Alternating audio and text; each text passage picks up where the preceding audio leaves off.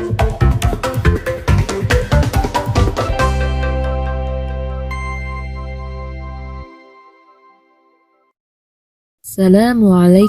warahmatullahi wabarakatuh. Alhamdulillahirabbil alamin. Assalatu wassalamu ala asrofil anbiya'i wal mursalin wa ala alihi wa sahbihi ajmain, amma ba'du. Halo sobat akhwat dan ikhwan semua. Azan memiliki arti panggilan bagi umat muslim untuk menunaikan sholat fardu. Allah Subhanahu wa Ta'ala telah mensyariatkan azan sebagai tanda masuk waktu sholat.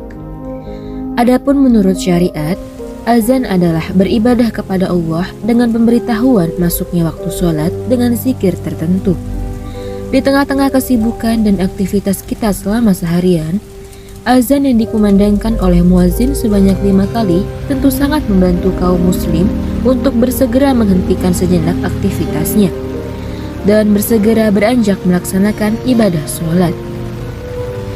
Azan memiliki keutamaan yang luar biasa, sebagaimana yang dikabarkan dari Abu Hurairah radhiyallahu anhu bahwa Rasulullah SAW bersabda, "Seandainya orang-orang mengetahui besarnya pahala yang didapatkan dalam azan dan shaf pertama, kemudian mereka tidak dapat memperolehnya kecuali dengan undian, niscaya mereka rela berundi untuk mendapatkannya."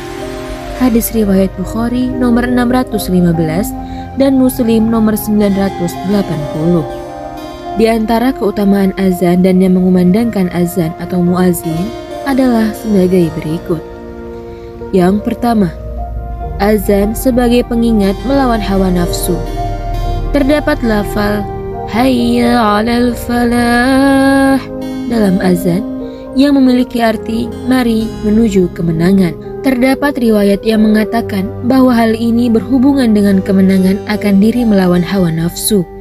Maksudnya, yakni ketika kita malas melakukan sholat jamaah di masjid, apalagi setelah azan dikumandangkan, hendaknya kita melawan kemalasan tersebut. Untuk itu, azan mengingatkan kita untuk selalu menang dari hawa nafsu yang demikian membuat kita menjadi termotivasi untuk sholat berjamaah. Yang kedua, muazin akan diampuni dosanya sepanjang suaranya dan semua yang mendengarkan azan di bumi akan mendoakan ampun baginya. Dari Abu Hurairah radhiyallahu anhu bahwa Rasulullah SAW bersabda, "Bagi muazin akan diampuni dosanya sepanjang suaranya dan akan memohonkan ampun baginya semua benda yang basah dan kering. Dan orang menghadiri sholat berjamaah akan dicatat baginya 25 kebaikan dan akan dihapus kesalahan di antara keduanya, antara azan dan sholatnya." Hadis riwayat Ibnu Majah, Abu Daud, dan akan menjadi saksi baginya semua benda yang basah dan kering. Al-Baihaqi dalam Syu'abul Iman nomor 2794. Yang ketiga, terdapat rahmat Allah Subhanahu wa Ta'ala yang besar apabila membacakan sholawat. Dari Abdullah bin Amr bin al-Ash radhiyallahu anhu bahwasanya ia mendengar Rasulullah SAW bersabda, "Apabila kamu sekalian mendengar azan, maka ucapkanlah seperti apa yang diucapkan oleh orang yang azan. Kemudian bacalah sholawat atasku 1 kali, maka Allah akan memberikan rahmat kepadanya 10 kali. Kemudian mintalah wasilah kepada Allah untukku, karena itu adalah suatu derajat di dalam surga yang hanya disediakan oleh seorang hamba Allah, dan aku berharap semoga akulah yang mendapatkannya. Barang siapa yang memintakan wasilah kepada Allah untukku, niscaya ia akan mendapatkan syafaat." Hadis riwayat Muslim. Yang keempat, besarnya pahala azan. Dari Abu Hurairah radhiyallahu anhu, Rasulullah SAW bersabda, "Seandainya manusia mengetahui pahala yang terdapat pada azan dan shaf pertama, kemudian mereka tidak bisa mendapatkannya kecuali harus mengikuti undian, niscaya mereka akan mengikuti undian itu. Seandainya mereka mengetahui pahala yang terdapat dalam bercepat-cepat untuk mendatangi tempat sholat, niscaya mereka akan cepat-cepat mendatanginya. Dan seandainya mereka mengetahui pahala yang terdapat dalam jamaah Isya dan subuh, niscaya mereka akan mendatanginya walaupun dengan merangkak. Hadis riwayat Bukhari dan Muslim.